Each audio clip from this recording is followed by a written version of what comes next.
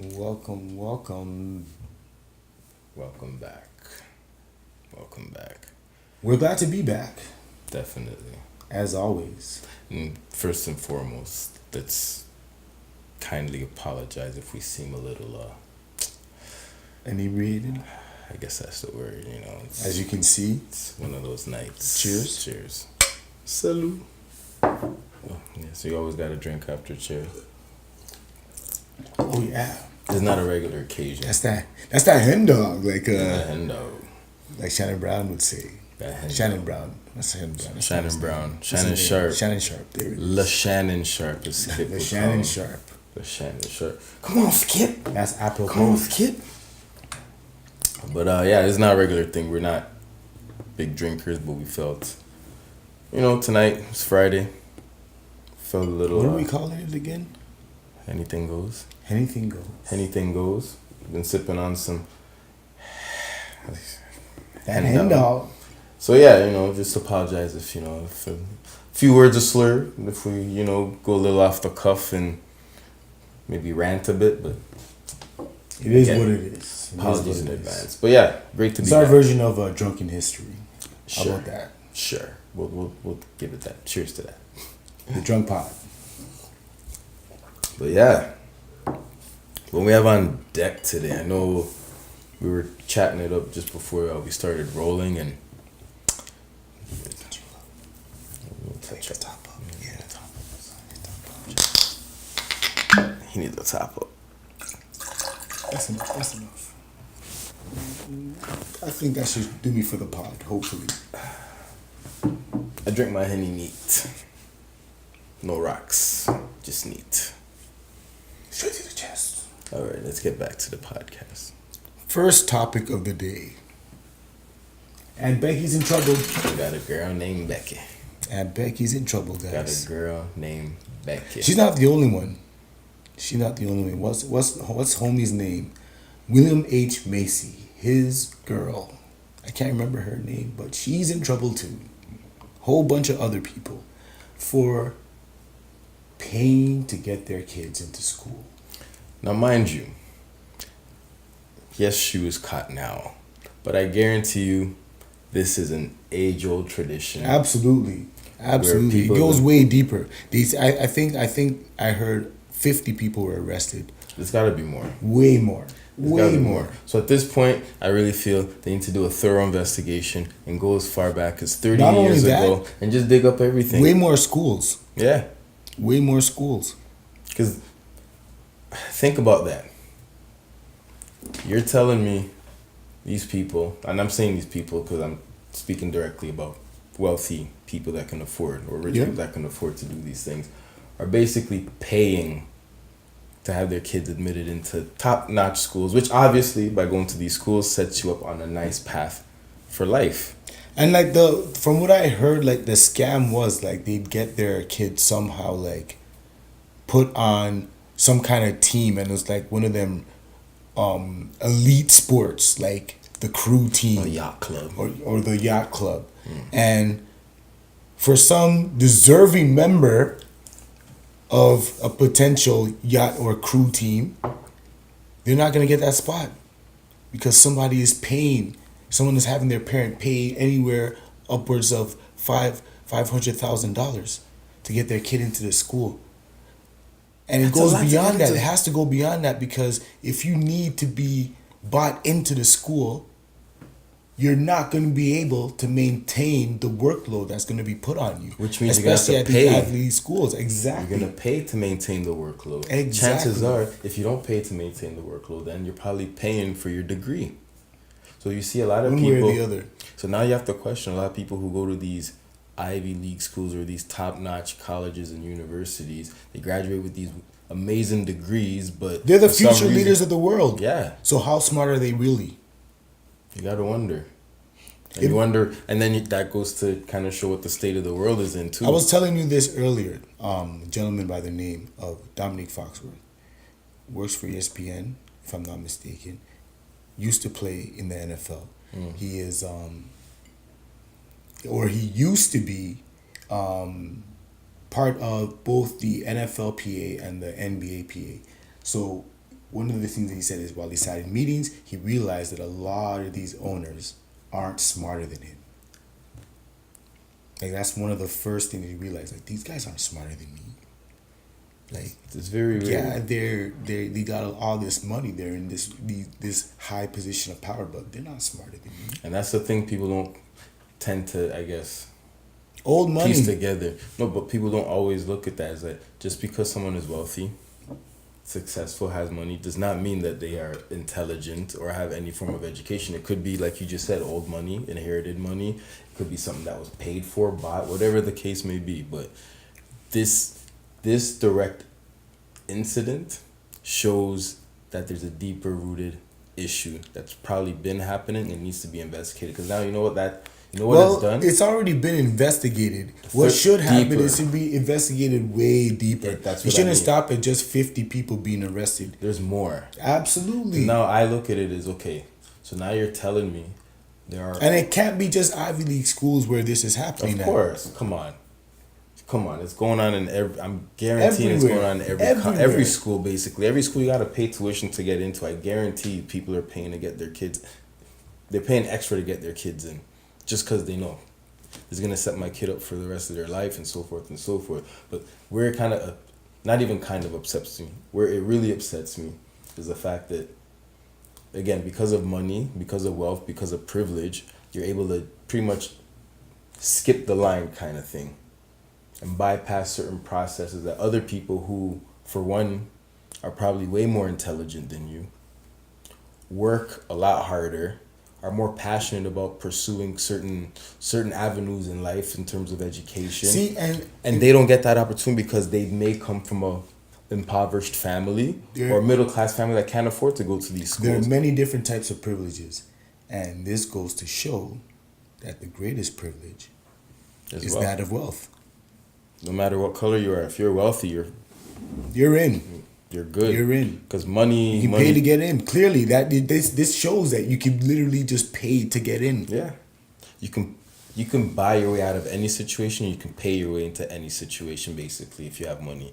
And that's why I feel, and I like to say I feel because it's my opinion, society now is driven by the pursuit of making more money or being more successful. Regardless if there's hope in high water to attain whatever fame, success, whatever level of, financial security you want. Sometimes it's almost impossible, no matter how hard you try or work for it. You just end up having to work even harder. Yeah. It's weird. It's a weird cycle, yo. Like, yes, it does work for some people, but again, we don't know the circumstances and everyone's situation is different, but this is why everyone is striving. It's not necessarily to say, you know what?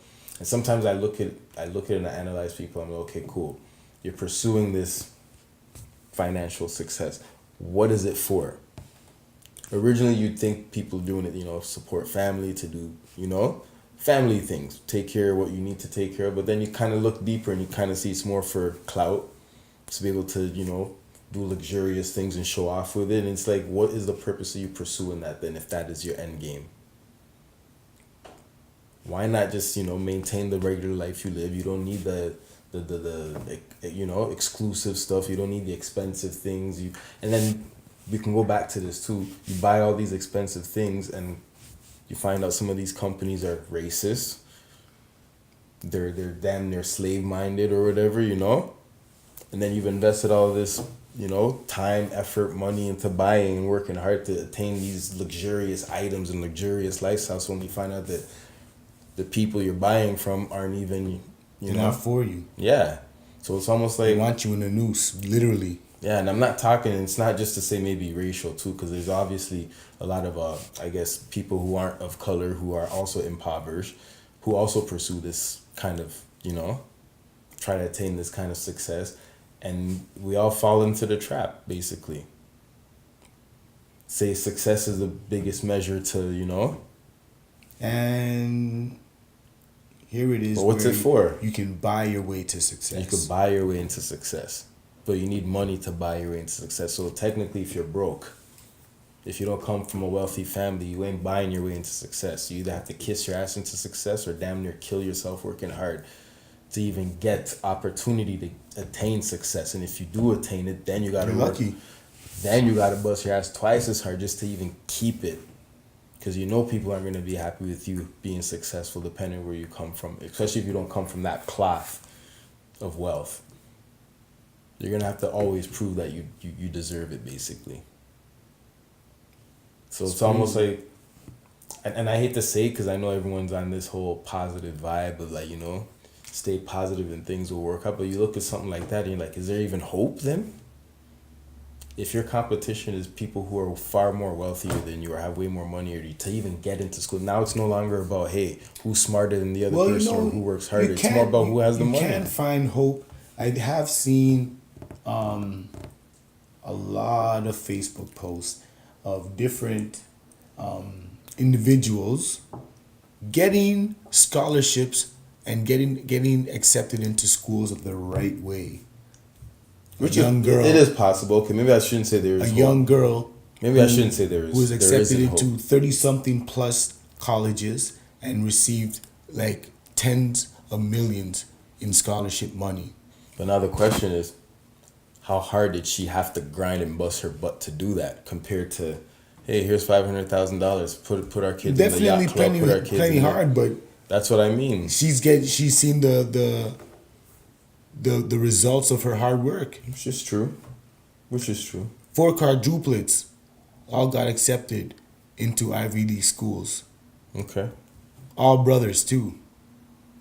I mean, brothers. They need to see, these stories need to be magnified though. For sure. They need to be celebrated. For sure. Getting into schools the right way.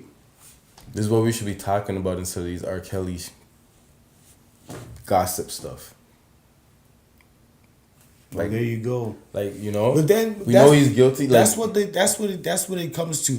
Like when it comes to the news, some people say, "Oh, the news. I'm gonna go watch the news." I don't really care to watch the news. I watch it for weather and sports and maybe local stuff to see if anyone got. I call it shot the fear in the report because there's never much good news when it comes to watching the news. And that's what I think this world needs is more good news to motivate people. Absolutely, because there's always bad news.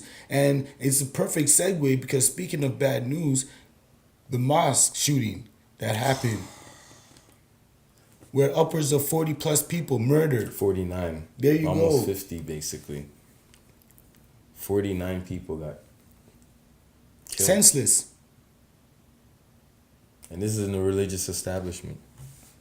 Like what is the purpose of this? What point are you trying to drive across? Hatred. Terror. For what? Why? That's what it is. It's an act of terror. This is what I mean. This is what the world's come to. We need more good news because people are getting screwed up. I feel people are getting screwed up based on everything that's happening in the world compared to their life, and it's just like some people have given up, and this is the outcome is that they're lashing out in some. Now Think about it. Mental health right now is at a way higher. Maybe it's because there's more conversation around it, but I just find like it's almost, I don't know what the percentage is, but a majority of people are dealing with some type of mental health. Would you think that could be attributed to the fact that in our modern society now there are more things that can lead a person to a state of mental disarray? Yeah. Especially like depression and anxiety. Definitely. There are way more things that can lead to depression. Everything. In this modern society. Everything. Especially with social media where everyone's trying to look for instant gratification. Yep. And when they don't find it and they're seeing a whole bunch of people who are online getting that the exact success thing, I'm telling you, gratification. you go online and you see everyone posting online appears to be successful at whatever the hell they're doing. No one ever posts anything. No one posts a picture. And perhaps that's part of the problem. A lot of people are basing what they deem as success on what society tells them success should be. That's what it is, though. As opposed to finding what defining success to them. A large personally number, when you ask people what their idea of success is in any regard, whether it's financial success, successful relationship, whatever, everyone is going to give you the same similar answer because that's what society has deemed as successful. you got to do this and have this kind of job and earn this kind of salary in order to be considered successful. Don't forget, by a certain point. And by a certain point, in order to be deemed And successful. that might be one of the biggest leads to the depression, because when people hit that point now, and they're not there you go. at the state of success that society deems that they should be at, it causes them to, because that's when everyone starts harping at you, parents, family. Oh, how come you're not this? How come you're not that? How come you're not married? This person's doing this, but look at you, you're not doing that. The comparisons start coming in. And that's where people should look at it. Like, I know it's hard to say, but the way I would look at it, and the way I look at it is like, you know what? That's great for them. That makes them happy. That's what they wanted to do. I'm content and happy with who I am. I don't need any, like, that's just the way you have to kind of look at it and just be happy with your own, I guess, in your own little bubble.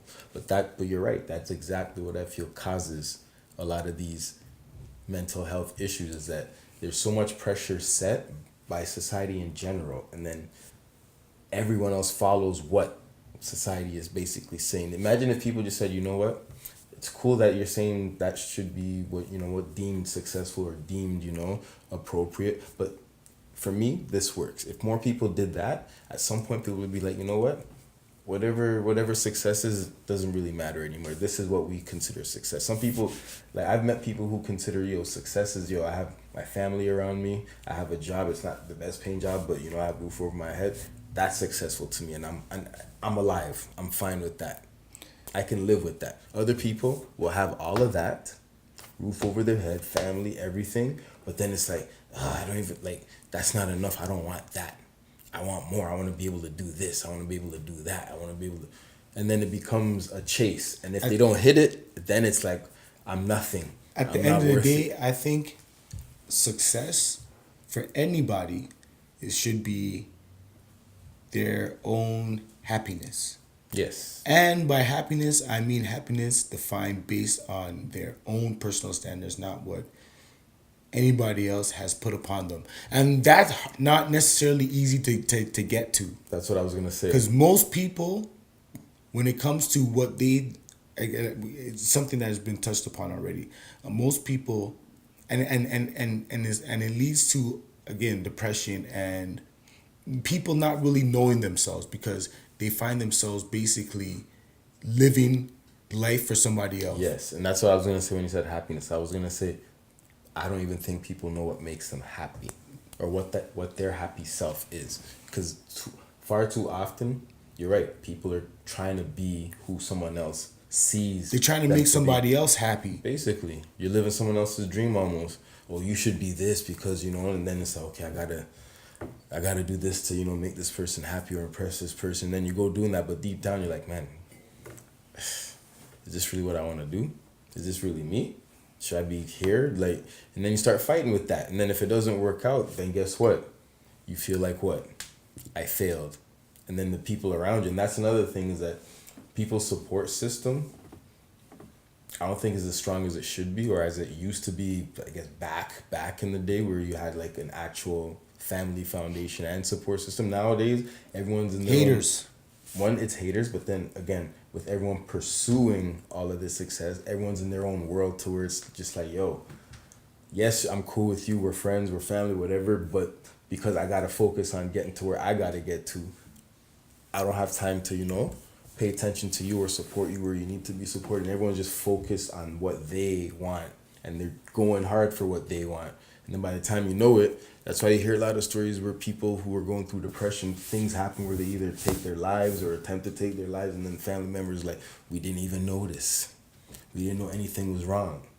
You know what I mean? So it's like, maybe there were signs, like, not, again, I'm not discrediting, maybe those were situations where people didn't see anything, but maybe there were signs. Maybe things were done that was out of the ordinary, but because you were so focused on what you had to do and taking care of your business, you kind of missed something that wasn't, that wasn't normal. Kind of switch the topic over into mental health a little bit. It's a good topic though, man. Absolutely. I've always, like, when I watch the news and I hear about mental health, when I hear people talk about mental health. Well, it's in our family, so. Exactly. So I always look at it, I look at everyone, I'm like, you know what? I think even myself, I'm like, I think we all have a degree or a hint of some type of mental health, maybe not diagnosed, maybe everybody gets depressed. Maybe Everyone not has as depression. exactly. The But only severity difference level is like it's not different even for necessarily people. the severity level. I think it's the ability to bounce deal- back or to deal cope with with it, it, to yeah. manage it. Yeah, Some people can't cope to the point where it's debilitating. yeah, you're right. And that's what I've noticed though. When I talk to people, when I meet people, when I just observe people, I'm like, you know what? We all have it. It's just some of us are able to kind of cope with it, deal with it, move on with There's it. not a single person in the world that hasn't woke up one day and been like, I do not want to do fuck all. Yeah. Yeah. I don't want to get up. I don't want to shower. F it. I just want to stay in this bed for the entire day. Yeah. I don't want nobody to say nothing to me. And I'm pretty sure we've all done it. There it is too. I've done it several times. There's just that's there it is too. But the difference is when that becomes a consistent thought. That's when it turns into an issue. Yeah. Most people can get to that point and just bounce back and be like, you know what, you know what, yeah. Let me just get out of bed, head to the bathroom, brush teeth, shower, get ready for work, going, you know? Yeah. And then there are others where it's just, this bed is going to be Yeah. where I'm staying for the entire day. That's where you need a good support system. Absolutely. Someone you can go to and say, look, this is how I feel right now. And that's it's tough. It's really tough because you have to be able to talk to someone. And I think a lot of people aren't able to talk. And Or again, want to talk about it. perhaps. Especially in the black community. It's something that people often ignore and don't want to deal with.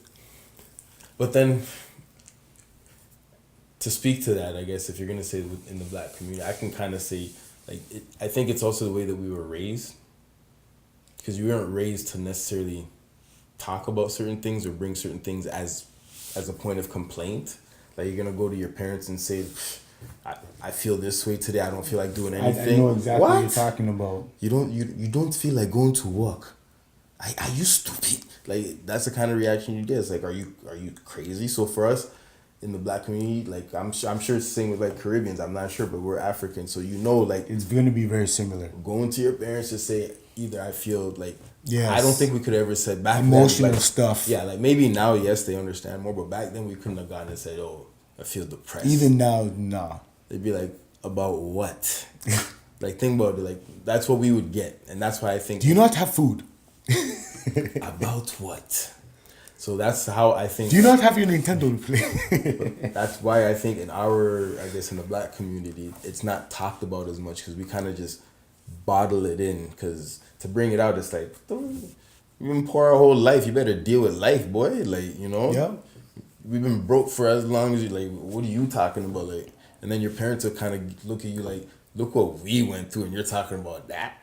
So it's like we never talk about it, and I think we should have since the beginning of time. Because remember, slavery, I think, did cause a whole lot of ripple effect, and in order to deal with it, like we are still dealing with, like, you know, some residual issues from it, and I still feel like a lot of black people aren't talking about it, and that is probably what has led down to. I'm not gonna blame it all on that, but the fact is we don't discuss our personal issues. We tend to try to deal with it, or we maybe, I guess, put the energy towards other things that maybe there's something.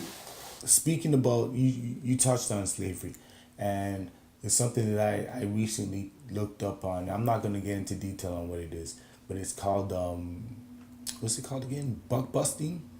Yeah, buck busting. What? Butt busting? Buck. Oh, I'm about to say butt busting, But we ain't trying to have that kind of. If you Google it, it basically it eventually turns into butt busting. Hold up. And it was something that was done to keep slaves in line. Now, if that was ever done to you, you are definitely not talking about that. You know what I mean? That's something that you know you're gonna keep to yourself. Yeah. And nobody's really gonna come up to you and be like, "Do you want to talk about it?" Yeah. You know what I mean? Yeah, it's more like they look and know what happened. They kind of like, and then just kind of leave it. Exactly. Exactly. Yeah. So a legacy of that. Yeah. Certain it's things tough. are just not talked about. But we got into a conversation, but mental health is a big, huge concern, and the conversation just needs to be had over and over and over until everyone understands exactly what it is, how to kind of notice what the signs are, what the red flags are, and just be able to either refer someone to someone that can at least speak to them about it, or just at the end of the day, the brain's a muscle. Everyone knows what to do when their calf muscle hurts. You know what I mean? You go to the doctor knows exactly what to do to make your calf feel better if your calf hurts. Yeah. But when it comes to the brain, it's a whole different story. It is, yeah. It's a Pandora's box almost. You don't know what you're dealing with at times. So, but I think you just have to have, whether you're dealing with it or not, I think everyone just needs to have an open conversation at all times to bring awareness to it as much as possible. And I think that would kind of help as time goes on. But I know it's deep rooted now. Like, people have been dealing with mental health for years, and now it's just being a big focal point. So you can imagine, like, and that's all it is. I think when it comes to mental health, if everybody was just able to talk honestly about it, it would really help. Because I feel people are feeling more comfortable talking about it. Athletes are coming out and talking about it. Like, a lot more people are bringing it to the forefront. But I think that's the best way to do it, though. Ooh, perfect segue. I'm glad you brought that up. You brought up athletes. A lot of them are talking about it. Now, how do we talk about, or how do we grapple the dynamic of athletes coming out and saying that they suffer with depression? Like, if an athlete, let's say that an athlete is just dealing with one of those days where it's like a low point, you know what I mean? And it's game 7 and they just don't have it. It's one of those days when they can't get up. But they made it to the game, you know what I mean? And it turned out that it was a whack game. 2 for 13 shooting. Yeah, and then it ends up being because of... You know what I mean? Everyone's going to say, yo, this guy's soft. This guy's whack. His game is weak. What do you mean? Yeah. His mental is this. But, how do you grapple the fact that somebody deals with something like that on a regular basis and then just might not be... Exactly. They just might not be able to bring it that particular day. Oh, man, that's a tough one. Oh, man, yeah. Because a good example we could say is DeMar DeRozan came out and said, I knew that's where you were heading to. But Bingo. Yeah, and then the fact that he Kevin Love. Now, I'll use DeMar DeRozan. I think DeMar DeRozan is the best fit for that. It is, because he's the one that basically got traded for not... In part because of playoff failures of the past. Yeah. To the point where I see a whole bunch of internet threads and the man is known as the Frozen. Yeah. Whereas he's telling you he's suffering from depression, and here you go with the internet bullying. I feel like when athletes come out and say, people don't take it as... I don't want to say as serious, but people kind of look at it and say, okay, come on, you're making millions. Yes, what are you that's what it is. It's come like, on, like you it's play like ball money's for a supposed living, to fix everything. Like, exactly. So that's where I think, because I'm not even like, even when I first heard that, I was kind of like, but I mean, you're a ball player. It's like, I would take your stupid little depression and that $50 million contract any day. That's how you think initially, and then you kind of... But isn't that just jealousy? It could be. But then again, it could just be a normal person thinking logically to say, honestly, like, a normal person could look at it and say, you know what, I'm going through depression, and what's causing me depression is that I'm not financially secure. I'm struggling to pay my bills. I'm struggling to do this because I don't have the salary, and that's bringing me down. And then to hear an athlete who's making millions annually to play ball saying, I'm going through depression, a person like that would kind of scratch their head and say, what could you be possibly going through making all these millions that's got you so down that you can't just say, you know what, I'm here. These issues aren't, like, that's how a person, I feel that's how a person would think. But it's a different lifestyle, though. You know what I mean? That's what I mean. So that's where you have to sit down. That's where I sat down after. Because when I first heard it, that's what I was thinking. I'm like, okay, we've been broke, poor, damn near homeless, everything. And it's like, it was because of money. Like, not to say we're rich now, but I mean, like, we're okay. We good. Yeah, like, we're okay. We got a roof over our head. We got food every day. It's like, it's nothing serious. So I'm like, to hear that, I was kind of like, how bad could it be? But then I kind of sat back and said, you know what? He's probably gone through things in his life. He's still a human. He's a human being. So as a human being, he wasn't a basketball player his whole life. Bingo. So there's things that could have happened. A lot of these guys come from some crazy stories. Exactly. So that's where I had to back off and think about it as a human being, not just as a person that's not financially wealthy or rich or anything. As a human being, who is this guy and how's he going through? So that's where I had to think back and say, okay, you know what? He grew up in Compton. He's from LA. He's an LA kid. So, you know, growing up there, you see a lot of things happen. You weren't an NBA player until you were like, what, 20? Speaking of LA. So that's where you got, so just to finish off, that's where I looked at it and kind of had to back away from it and reanalyze it and just say, you know what, he's a human being and these guys are just human beings. Before they're athletes, before they're superstars, they're human beings. So they definitely did go through things growing up that probably would have led to that. So now depression is depression, whether you're a homeless person on the street or $1 million athlete. Yes, and usually with things like that, you don't notice it immediately or end up dealing with it immediately. It ends up affecting you. Maybe like, what, 20 years down the line? It doesn't affect you immediately. All right. So that's another, so that's a tough one though, but I think more conversation definitely. Lightning round. We're in sports, basketball. Brought up LA, LeBron. It's over. Well, we talked about it. I told you Kobe's coming back. About it being over. I don't know about Kobe's coming out of retirement. I don't know about all that. The LA fans already chanted for Kobe, so he's gonna come out of retirement to do what his Ernest Jordan did. He's gonna help LeBron make it finally, I guess, further in the playoffs, maybe dethrone Golden State, and Kobe retains his GOAT status, or at least gets the GOAT status, because it's not. But if that was to happen, wouldn't that put Kobe over LeBron? Mm-hmm. Like, without question. I think right now, without question, Kobe is over LeBron, but that would solidify. But some would dispute that.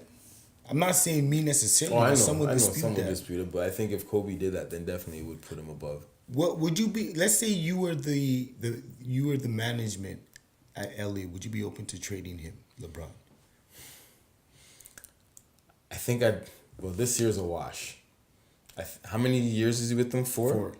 So I'll wait to see how they're doing next year by mid-season or by trade deadline. If they're on the same kind of path and they're still not gelling, the young guys don't want to play with them, then I got to say, Brian, so you'd be open to trading him? I'd be open to trading him. I'd be open to trading him. Because those guys were... Even perhaps sooner, maybe in the off-season. Those guys were balling out before he got there, and as soon as he got there, it's like these guys don't know how to play all of a sudden. See if I can go straight up with some kind of superstar somewhere. Yeah. If anyone even wants Bron now. That's true. Because think of it, as good as he is. But there's a team out there that might be a LeBron away from a championship where you can get some solid pieces. He gets you to the finals and he's not going to win all the time. He's 3 for what? 3 for what? Like, okay, let's say, for example, if you were... He's been to 9 finals. 3 rings. If you were Philly, if you traded, let's say, Jimmy Butler and Tobias Harris. No. You don't need that. For LeBron. You don't need that. In 2 years, or not even 2 years, by next year, Philly's like... But that's a potential championship right now, though. Nah, not right now. I said by next year, so that would be you're trading them next year. No, don't do that. You got a young core. LeBron's at the end of his ropes, yo. You don't do that. You don't do that. Nah. He's at the end of the ropes, man. You don't trade... I wouldn't trade my young assets for LeBron at this point. I would trade someone around his age. Both of them aren't really young. They're not necessarily that Tobias Harris ain't 30 yet. True. Jimmy Butler, sure. Tobias Harris ain't 30 yet. You keep him with Embiid and Ben Simmons? Nah, that's a big 3 for the next, 5-6 years. Keep him. That's now I'm not going to say Golden State of the East, but that's the next... Could be. the next step up of the East. Ben Simmons got to learn to shoot first before they could be Golden State of the East. You need some range. Man. You need some range. It's pretty bad. Yeah, it's over for LeBron, man. It's pretty bad. I don't know why you brought him up. Like, it's over. Fair enough. It's over. Westbrook and fans. So here's my take on it. I don't think he should be getting upset at that. I think fans pay their ticket fee. They have every right to yell, taunt, whatever they got, antagonize the other player as long as they're not being racial or violent. So then, with that said, shouldn't he have all the right to say whatever back same way? As long as he's not racial or violent. As long as he's not saying, because he did say, I'll whoop your ass, you and your wife. I don't know what the fans. He said the fan said that take a knee and whatever. Yeah, whatever. get on. So the fan did say something racial. Then yeah, that warrants it. But I think the rule should be there should be nothing racial and there should be no violence. Well, here's my thing. I think if any man tells you, or if any man says anything along the lines of "suck my dick" to you, you have the right to say, "I will f you up." That's fine. Simple. So that's all that happened. That's fine. That's all that happened. I know, but I'm not. But the argument is to not let fans. I think fans should be belligerent. They should cuss. They should antagonize you. They should tell you you're trash, you're garbage. See, like me. They should do that. I don't mind that. You paid your money. And my thing is, if the fan can give it, he should be able to take it. Yeah. That too. I don't even think Westbrook should have got fined, and I don't think that fan should have got kicked out. No. Tick for tack, done. You're two grown men. Exactly. It's done. I think they blew it out of proportion. Making this a whole story was pointless. Like, it was pointless. I'm sure fans cuss all the time, and players cuss back, and it's done. Absolutely. I remember going to a game. It was a preseason game, and I went with a boys' club, and we heckled the shit out of Antoine Walker.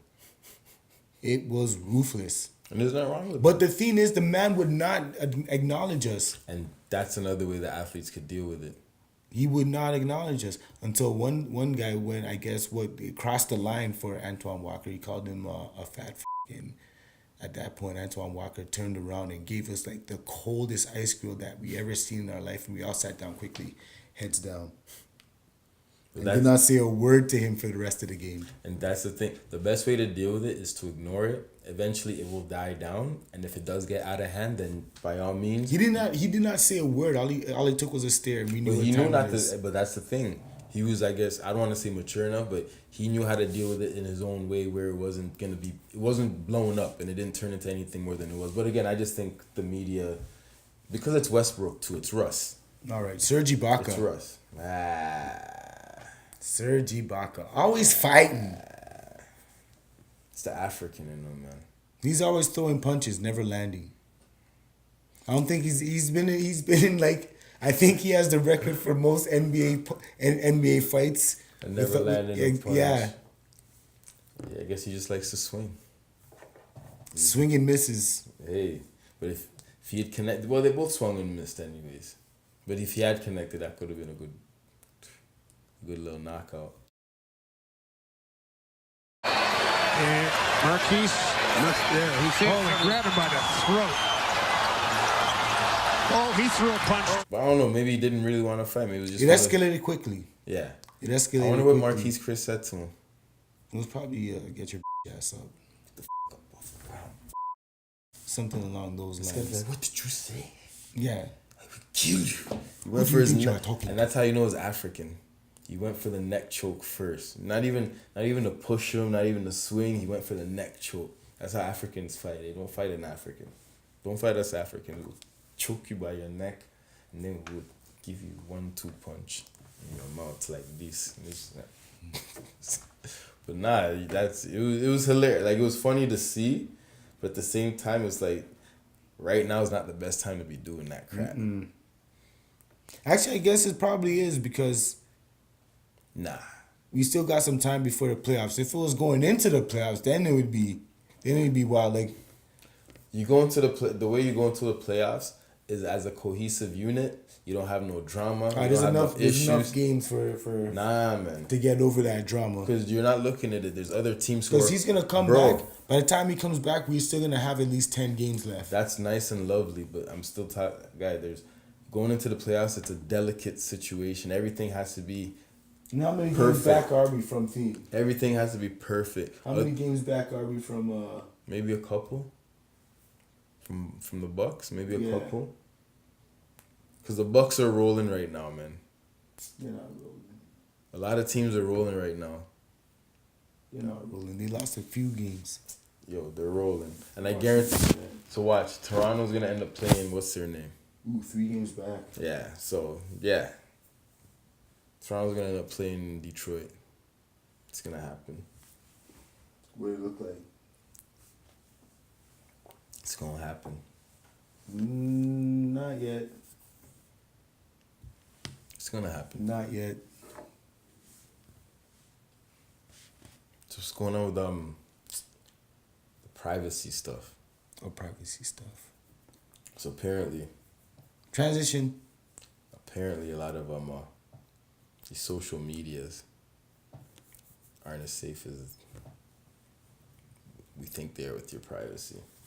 I mean, personally, you shouldn't be putting up anything that you ain't trying to let the whole world see. It's true, but okay. Because you're putting it out there on the online. One person said they were talking about how the internet was 30 years old yesterday, I think. And it was like, happy birthday to her. Like, how do you know it's a girl? It's like, what did the guy say? She never forgets, and who cares about the first one? But the main one was like, she never forgets. Okay. The internet never forgets. If you put it up there, it's there. Yeah. No, but I mean, in terms of privacy, I'm talking about the way all these apps connect to your social media, connect to your cell phone, connect to your storage, connect to your cloud. Like, everything is just intertwined. It's like, one time I was on Facebook. But you give permission to it. Bro, you don't have a choice. No, well, if you don't want to, it depends on what apps you want on your If phone. you want to upload stuff, you got to give permission for it to have your device storage. If you want to use certain apps or most apps, you got to open your location. It depends on the life you want to live. We all have. Do you not have Facebook? I do have Facebook. It has access to your photos, no? But I do not have Messenger. No, I don't have Messenger. I don't need that crap. That's pointless. But no, the reason I brought it up is that one time I was on Facebook, and I'm looking through, like, I'm going through I went to photos, and I'm looking through, and I'm like, why the hell are pictures that I have on my phone in my Facebook account? Like, it looked like it was set up, posted, everything, but it wasn't. It did like a mock setup of it to where it looked like it was posted. All I had to do was click like upload. So I could have done that by accident without even knowing. It had I'm like, yo, why the kids' pictures all over Facebook? It has obviously, in order to be able to post this, it has to have access to your photos. You allowed it. So that's all I'm saying is that, and also I noticed at one point, my phone kept asking me to back up my data. No, I took that off early. I did that. I declined. I turned it off. No, I'm not backing up data. Asked me again, like a few days later. Again, nah, I'm not backing up data. Then the next thing I know, another couple days later maybe, I see a notification is like, phone data backed up to cloud. Interesting. And I'm like, wait, I turned it off. I did not accept anything. So it automatically did it after a couple of times for whatever reason. And now I'm stuck. Well, not stuck, but I turned it off. But I'm like, what if I hadn't noticed that? Who authorized that? What phone is that? Samsung. That's Interesting. it. So I'm like, who authorized that? I won't be getting that phone. Any phone, bro. I just feel it's any device. Smartphones, man. I'm going back to a flip phone. I know. They're a lot smarter than we think they are. Yo. Like, our whole conversation right now is probably recorded. I'm going back to a flip phone. I'll just have a tablet. I didn't want anything anymore. I think we're running out of time. Yeah, our producer's telling us to wrap. I think we might have gone overtime. Did we go overtime, producer? Yeah, we did go overtime. How much? By how much? Let's hear it. 6 minutes. I skipped it. In editing time, that's about half hour. Yeah, let's do this like a Vlad interview. I don't know how that. Director, you could be Vlad. Ask us some questions. You already know how I feel about him. Oh yeah. Yeah. You sit. Oh, so might as well just. Sorry, Vlad. You know, gotta do this. Might as well. But you speak on it. I don't know. So, director's upset. This is your thing. I didn't even know about this until we were driving in today. But director's upset because apparently Vlad had someone on his show, one of the, I guess, Tupac accusers. From when he had the whole rape charge and that sent him to prison. So amidst all of this Michael Jackson thing happening where, I hate to say Oprah Winfrey's like leading the charge to kind of, now Vlad apparently had this person on the show. I'm like, so producers upset because, and I do agree. I'm not going to say I do agree because why would you bring, like, it's almost like you're trying to tarnish his reputation out to bring question to say, did he really do it? Tarnish. Yeah, it's like his reputation has been tarnished as done is. sent him to the jail. Sent him to the damn grave, yo. He was assassinated, basically. And now you're bringing this to further discredit his legacy for what? It's almost like, again, I don't want to get into the topic, but legacies are being destroyed. And I think you do. From what, that could be another podcast, but from what our producer's saying, yeah, if he did do that and brought that person on, then what is your All you had to say is you don't like DJVlad. I gotta explain why though. There has to be an explanation. You just don't say you don't like someone. But I'm personally, I watch his interviews, but hearing this, I that's one thing I wouldn't agree on is that by doing that, it's almost I'm indifferent. It's almost like you're trying to jump on that Lifetime wave now and say, hey, let's do a Surviving Tupac. You know? You want to Let's do that. So to kind of capitalize, because apparently it's probably lucrative at this point. Cancel Tupac too? Exactly. And then what's next? Mute Pac? Look, they're going to come after Tiger Woods next. Mute Pac. Tiger Woods is next. Who else is next, yo? MJ. They're going to try Kobe. They're going to go back to Colorado and be like, hey. Find some new evidence. There was another girl that didn't come forward.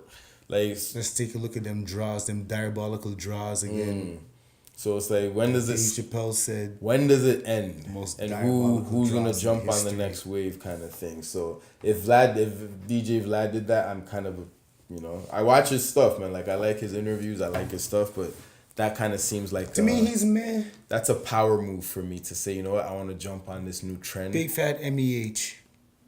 Man, I don't know. Exactly.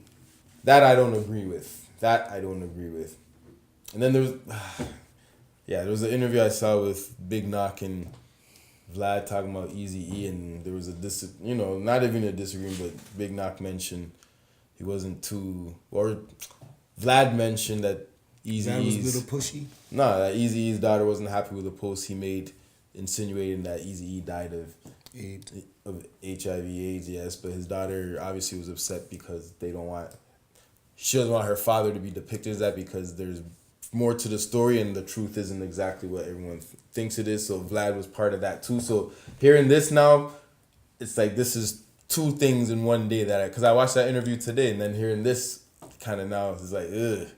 Like the story's consistent that maybe Vlad is trying to, not saying I don't like Vlad, but the approach, the last couple of things I've seen or heard now is kind of bringing a lot of his motives. So they're question. starting not to like Vlad. Not starting that. I have to look into it further to confirm, these. Okay, so Vlad might be suspect. How about that? Might be. I'll say it might be suspect. There it is. Because there's a lot of stories. People say it. A lot of people say it. It's not just coming from us. A lot of people said he's the feds. He's this. He's that.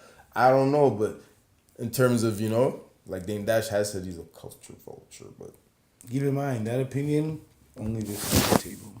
Only this side of the table. It's just an opinion. I don't know. This side of the table, just meh. Like I said, I watch him. I like his interviews. But hearing this and then seeing the interview with Big Knock and the post he made with Eazy, maybe he is riding a culture wave to his benefit, but at the end of the day too, No, he ain't the only one. but that's what I'm saying. He's not the only one, but he is also in a way helping the culture by Wave is pretty dope. he's helping the culture by also providing a platform for people. So it's double sided. You got to give and take. So that's where I guess I kind of stand with it. But I don't agree, is what I would say, with him bringing someone back to re-accuse Tupac. It kind of makes no sense, and that is what it is. But not, I don't. All right, we were supposed to wrap 10 minutes ago. Yeah, we're supposed to wrap. So we'll just wrap now because 11 minutes ago. There it is, poor producer. What is that? What is that? An hour in editing time? It's my life. His life. so, yeah. All right, we'll leave it at that. We'll wrap up. It's the Tebow and Debo show. Debo and Debo show. I can't do it. I can't do it. I told you, you got to be the one. Anyways, we're gonna sign off Deuces.